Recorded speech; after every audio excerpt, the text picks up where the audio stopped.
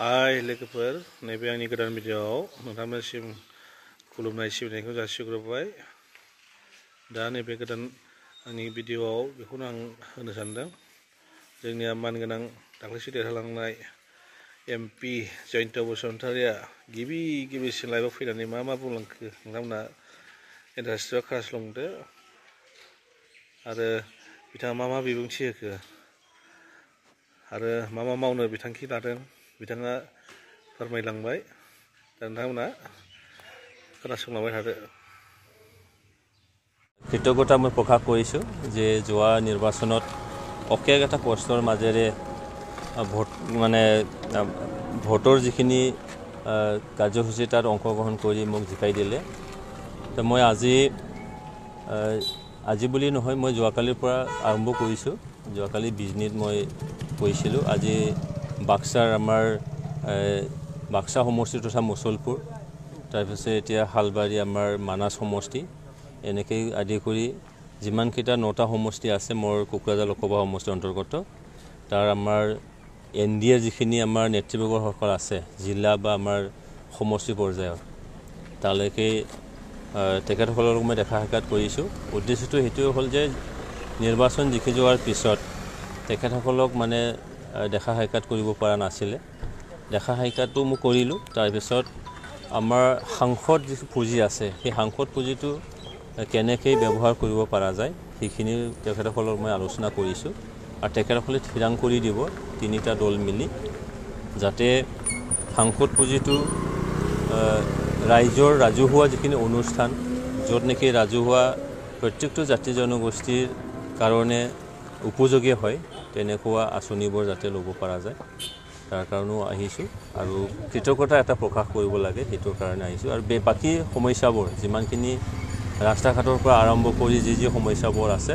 তেখেতসকলক মোক অৱগত কৰাবলৈ মই অনুৰোধ জনাইছোঁ আৰু তেখেতসকলে নিশ্চয় অতি শীঘ্ৰে সেইখিনি অৱগত কৰিব প্ৰথমবাৰৰ কাৰণে আপুনি কোকৰাঝাৰ লোকসভাৰ সমষ্টিৰ সাংসদ হিচাপে এইবাৰ সংসদত মানে আমাৰ সমস্যা কোকৰাঝাৰৰ সমস্যা কি উত্থাপন কৰিব নহয় এইবাৰহে আমি উত্থাপন কৰিব পাৰিম কাৰণ শপত গ্ৰহণহে অনুষ্ঠান হৈছিলে তাৰপিছত আমাৰ ৰাষ্ট্ৰপতিৰ যিখিনি অভিভাষণ সেই অভিভাষণৰ ক্ষেত্ৰত ধন্যবাদ সূচক এটা প্ৰস্তাৱ আছিলে তাত মই দল হিচাপে মই এটা প্ৰস্তুত হৈ আছিলোঁ কিন্তু সময়ৰ নাটনিত সেইখিনি মানে সুযোগ মই নাপালোঁ তথাপিতো মই লিখিতভাৱে স্পীকাৰক মই সেইটো ছাবমিট কৰিছোঁ আমাৰ সমস্ত সমস্যাখিনি নিশ্চয়কৈ এই সমস্যাখিনি আমাৰ চৰকাৰে নিশ্চয়কৈ গুৰুত্ব দিব তাৰো বাহিৰেও মন্ত্ৰীসকলক সুকীয়াকৈ আমি লগ কৰিছোঁ এডুকেশ্যন মিনিষ্টাৰ তেখেত ধৰ্মেন্দ্ৰ প্ৰধানক আমাৰ ৰাজ্যসভাৰ সাংসদ ৰেংগাৰাম নাৰ্জাৰী আৰু মই দুজনে মিলি তেখেতক সাক্ষাৎ কৰিছোঁ আৰু আমাৰ শিক্ষাৰ যিখিনি সমস্যা যিখিনি আমাৰ অনুষ্ঠানবোৰ লাগে বিটিআৰ চুক্তিত যিটো ইউনিভাৰ্চিটি আছিলে আমাৰ NIT আছিলে স্পৰ্টছ ইউনিভাৰ্চিটিবোৰ আছিলে সেই গোটেইখিনি লৈ আমি এতিয়া পৰ্যায়ক্ৰমে প্ৰথমতে আমি ধৰ্মেন্দ্ৰ প্ৰধান এডুকেশ্যন মিনিষ্টাৰ আমি লগ কৰিলোঁ তাৰপিছত স্পৰ্টছ মিনিষ্টাৰ আমি লগ কৰি ৰেলৱেৰ আমাৰ সমস্যা আছে মানে ক'ভিডৰ আগত যিখিনি যেনেকৈ গোসাইগাঁও বা শ্ৰীৰামপুৰ বাসুগাঁওকে আদি কৰি যি ট্ৰেইনবোৰ ৰাখিছিলে কিন্তু আজিৰ তাৰিখত সেই ট্ৰেইনবোৰ ৰখা নহয় সেইটো মানে সমস্যা আছে ৰাইজে বহুত দুৰ্যোগ ভুগি আছে সেইখিনি নিশ্চয় সমাধান কৰি দিব লাগিব এইখিনি আৰু গ্ৰীষ্মকালীন অধিৱেশন নিশ্চয়কৈ 20 বা 22 তাৰিখৰ পৰা আৰম্ভ হ'ব তাত মই নিশ্চয়কৈ আমাৰ সমস্যাখিনি উত্থাপন কৰিম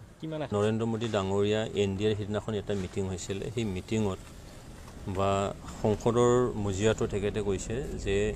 এইবাৰ আমাৰ একেবাৰে মাইনৰলি উন্নয়নৰ ক্ষেত্ৰত কাম কৰিম বুলি তেখেতে কৈছে আৰু আমাৰ সাংসদসকলৰ লগত সৌহাৰ্দ্যপূৰ্ণভাৱে আলোচনা কৰি যিখিনি সমস্যাবোৰ আছে সেই সমস্যাখিনি সমাধান কৰাৰ তেখেতে প্ৰতিশ্ৰুতি দিছে নিশ্চয়কৈ যিটো আমি NDA হিচাপেই আছোঁ আৰু নৰেন্দ্ৰ মোদী ডাঙৰীয়া তৃতীয়বাৰৰ কাৰণে প্ৰধানমন্ত্ৰী হৈছে আৰু সেই তৃতীয়বাৰৰ প্ৰধানমন্ত্ৰীটো তেখেতে ৰাইজৰ অন্তৰ যাতে জয় কৰিব পৰা যাতে কাম কৰিব পাৰে তাৰ কাৰণে তেখেতে কাম কৰিব বুলি কৈছে মই আশা ৰাখিছোঁ কোকৰাঝাৰৰ সমস্যাখিনি নিশ্চয়কৈ আমি এইবেলি অকল কোকৰাঝাৰ বুলি নহয় আমাৰ অসম বা নৰ্থ ইষ্টৰ যিখিনি সমস্যাবোৰ আছে সেই সমস্যাটো এই মানে তৃতীয়বাৰৰ যিখিনি চৰকাৰ সেই চৰকাৰ নৰেন্দ্ৰ মোদীৰ নেতৃত্বত সমাধান হ'ব এইটো মই আশা ৰাখিছোঁ।